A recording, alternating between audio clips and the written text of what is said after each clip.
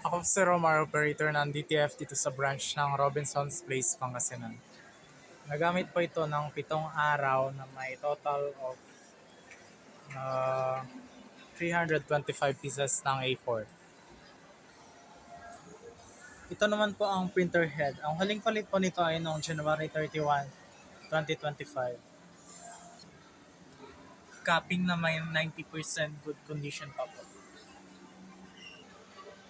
Head clean.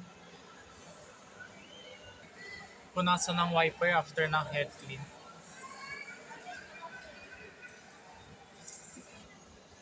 Nozzle test.